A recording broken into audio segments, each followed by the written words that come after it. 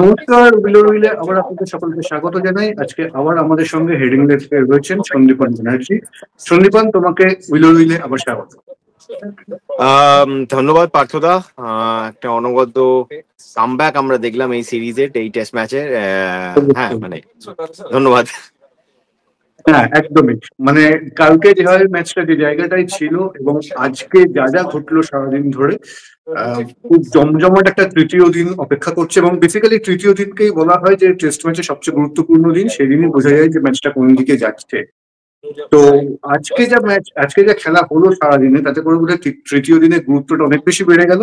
আমরা সেই প্রসঙ্গে আসবো পরে। তার আগে তোমাকে জিজ্ঞেস করি যে আজকে ভারতীয় দলের পারফরমেন্স নিয়ে তোমার কি বক্তব্য সারাদিন? খেলাটা দেখে মনে হলো যে ইংল্যান্ডকে আমরা এই ম্যাচে কামব্যাক করতে দিলাম। যে টেস্ট ম্যাচটা হয়তো আমরা কালকে খেলার শেষে মনে হচ্ছিল যে আমরা হয়তো ইংল্যান্ডকে এই ম্যাচ থেকে will bat England out of this test match, সেটা কিন্তু হলো না। আমাদের ব্যাটার, কিছু ব্যাটারদের শর্ট সিলেকশন দেখে মনে হলো তারা একটু কমপ্লিসেন্ট হয়ে গিয়েছিল। 430-3 থেকে আমরা 471-এ অল আউট হয়ে গেলাম। এবং তারপরে আমাদের যদিও আমার মনে হচ্ছে পজিটিভ অ্যাসপেক্ট যদি তুমি বলো, তাহলে হচ্ছে আমাদের বোলাররা কিন্তু বেটার লেন্থ হিট করেছে। সেটা তুমি বুমরা, অবভিয়াসলি বুমরা সম্বন্ধে তো আলাদা করে কিছু বলার নেই, কিন্তু আমার মনে হয় সিরাজকেও আমার বেটার লাগলো অস্ট্রেলিয়ায় যা দেখেছি তার থেকে, যে লেন্থটা তিনি হিট করছিলেন। এবং ইংলিশ কন্ডিশন বা English wickets is, I think it suits better for Siraj than Australian wickets. আর আমার মনে হচ্ছে ওভারঅল ইন্ডিয়ার বোলাররা হয়তো বেটার বোলিং করেছে ইংল্যান্ডের থেকে সোফার, কিন্তু মানে একটা ফ্ল্যাট পাটা উইকেটে তুমি ক্যাচ ছাড়তে পারো না, এরকম ইজি ক্যাচ, হাতের ক্যাচ ছেড়ে। তাও আমি বলবো ইট ওয়াজ বুমরার, মানে মানে কি বলবো, বুমরার এবিলিটির জন্য আমরা আজকে 3টে উইকেট নিতে পেরেছি। হয়তো সেটা লাস্ট ওভারে 3টে নো বল না হলে 4টে উইকেটও হয়ে যেত। কিন্তু আমাদেরকে কিন্তু আমাদের ফিল্ডিং এর স্ট্যান্ডার্ড আপ করতে হবে। এরকম পাটা উইকেটে তুমি কিন্তু ভালো ব্যাটারদের ক্যাচ ছাড়তে পারবে না। Ollie Pope, you have seen what he has done. তো আমি মানে এটা নিয়ে disappointed. Overall I think the day belongs to England.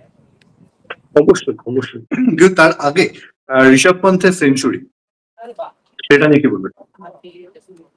Rishabh পন্থের century is a huge advantage, huge মানে কি বলবো, moral booster for this Indian team. কেননা এখন তিনি ভাইস ক্যাপ্টেন এই দলের।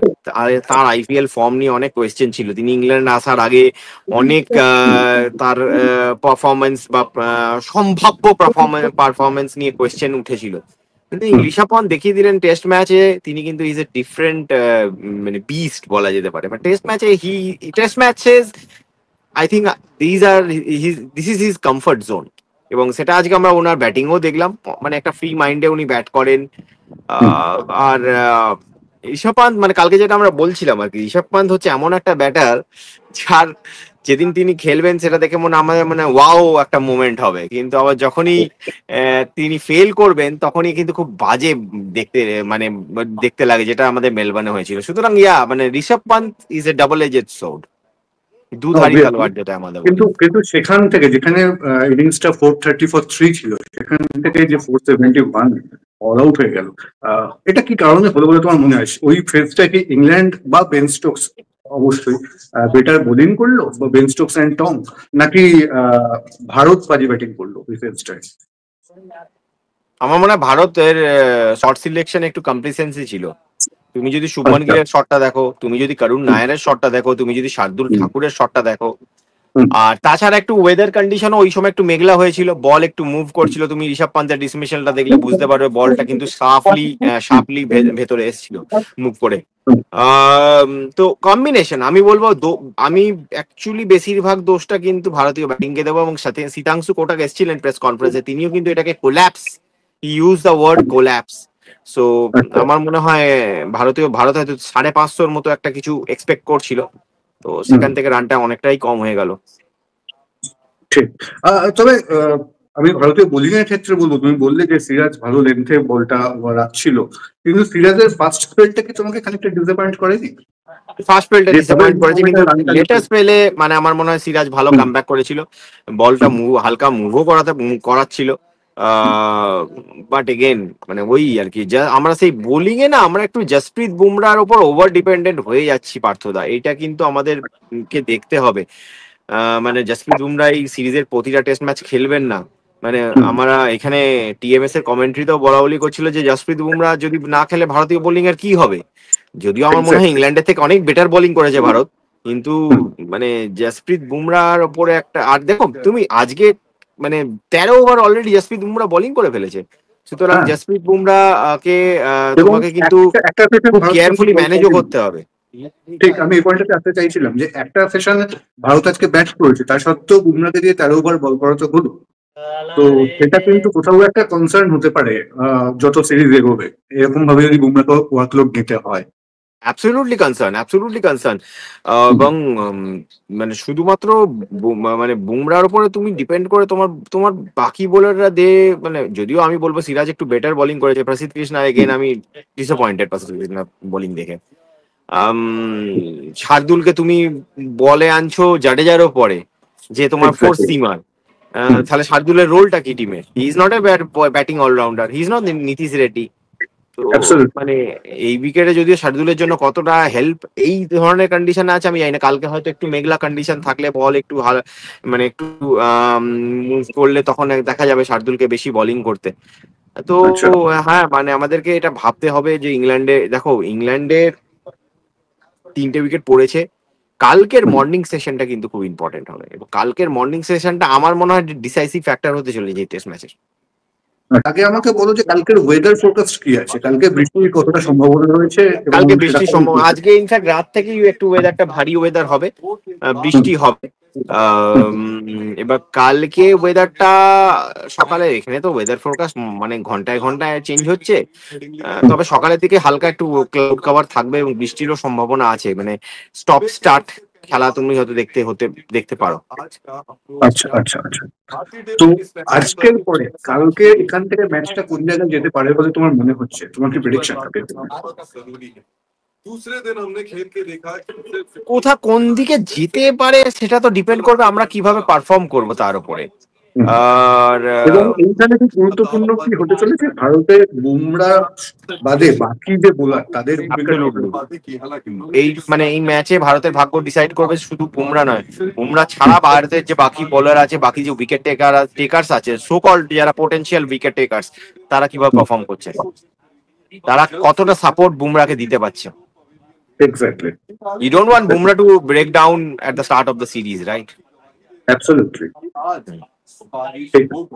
আর একটা কথা আমি তোমাকে জিজ্ঞেস করবো, যেভাবে ম্যাচটা প্রোগ্রেস করছে, যদি চতুর্থ ইনিংসে তোমার কি মনে হয়, এবং উইকেটের যা কন্ডিশন এরপর যে ম্যাচটা যাবে বা ওখানকার যা কন্ডিশন রয়েছে, স্পিনারদের ভূমিকা কি গুরুত্বপূর্ণ হতে পারে? এবং সেক্ষেত্রে ভারতের যেহেতু রবীন্দ্র জাদেজা একটা স্পিনারে খেলছে, সেটা কি, ইংল্যান্ড অবশ্যই একটা স্পিনারই খেলছে, কিন্তু ভারতকে চতুর্থ ইনিংস যেহেতু বল করতে হবে, তো তোমাকে মনে হয় কোথাও এটা একটা ইম্প্যাক্ট ফেলতে পারে?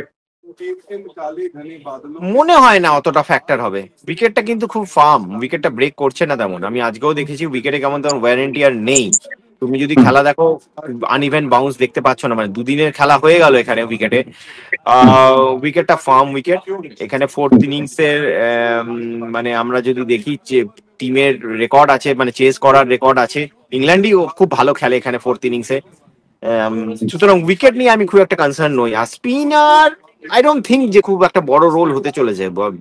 মানে জাডেজা অবভিয়াসলি, জাডেজা একটা মানে হোল্ডিং রোল করতে পারে, এবং জাডেজার এগেইনস্টে রিস্ক নিতে গিয়ে তিনি মানে উইকেটও তিনি পেতে পারেন। মানে একদম যে উইকেটে ফিফথ ডেতে আমরা যেমন ভাবে ভাবছি, মানে আমি সাবকন্টিনেন্টের কথা বলছি না, আমি ইভেন অস্ট্রেলিয়াতেও ফিফথ ডে উইকেট যেভাবে দেখি, এই উইকেটটা কিন্তু সেভাবে হবে না, অতটা টার্ন করবে না এই উইকেটটা।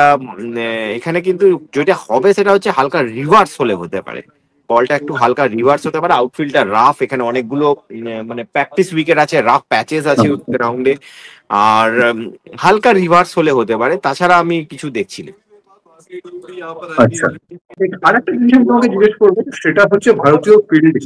আমরা দেখলাম রবীন্দ্র জাদেজাকে ক্যাচ ফেলতে, যিনি one of the safest fielder ধরা হয়। আমরা দেখলাম যশস্বী জয়সওয়ালকে ক্যাচ ফেলতে, এবং স্লিপ কর্ডনে ক্যাপ্টেন দাঁড়িয়ে থাকছে, সেটা কোথাও কি একটা, যখন একটা স্লিপ থাকে সেটা কিন্তু তার কনসেন্ট্রেশনে কোথাও একটা হ্যাম্পার করছে, যদিও গিলের হাতে কোনো ক্যাচ পড়েনি বা এরকম কিছু হয়নি। আমি জাস্ট জিজ্ঞেস করছি তোমাকে, এটা নিয়ে এটা তোমার। দেখো, এটা একটা নিউ মানে নতুন স্লিপ কোয়ার্ডেন তো।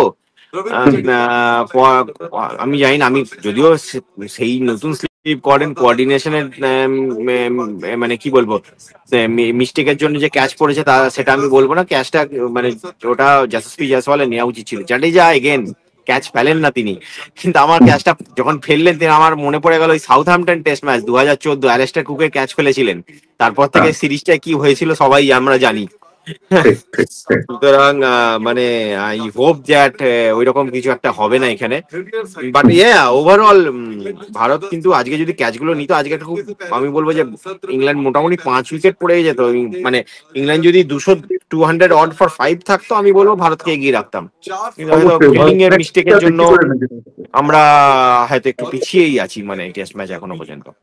ঠিক আছে, ঠিক একদমই। তবে খুব সামান্যই খেলা হয়েছে, তা সত্ত্বেও আমি আরেকটা জিনিস তোমায় জিজ্ঞেস করছি। অধিনায়ক হিসেবে আমরা ফিল্ডিং করার সময় শুভমান গিলকে এখন অব্দি খুব কম সময় দেখেছি। তাও ডিআরএস নেওয়ার ক্ষেত্রে কি মনে হচ্ছে গিলের ভূমিকা কেমন? মানে গিলকে কেমন দেখছো ডিআরএস নেওয়ার ক্ষেত্রে, কতটা ডিআরএস নেওয়ার ক্ষেত্রে গিলের ভূমিকা আমি দেখলাম, তিনি বলারদের সাথে কথা বলছেন, তিনি উইকেট কিপার ঋষভ পান্তের একটা ওপিনিয়ন নিচ্ছেন, এবং যে ডিআরএস গুলো নিয়েছে আমার মনে হয় না খুব একটা ভুল ডিআরএস আমরা নিয়েছি। একটা আম্পায়ার আচ্ছা, কল ছিল ওটা মানে মানে ওটা ওটা করবে ওটা ওটা ডিআরএস নেয়ারই ছিল। তো আমার মনে হয় না, আমার মনে হয় সো ফার সো গুড, মানে ঋষভ পান্ত কমিউনিকেট করছে, বোলারের সাথে তিনি কথা বলছেন গিল। তো ডিআরএস নেওয়ার ক্ষেত্রে আমার কোনো তেমন মানে আমি যেটা বিরাটের ক্ষেত্রে অনেক সময় দেখে নিয়েছি ইনস্টিংটিভ ডিআরএস উনি নিয়ে নিতেন, আহ, সেই জিনিসটা কিন্তু আমরা দেখছি না। আচ্ছা। অনেক ধন্যবাদ সন্দীপন আমাদের থ্যাংক সঙ্গে ইউ। থাকার জন্য। কালকে আবার তোমার সঙ্গে দেখা হবে। Thank you.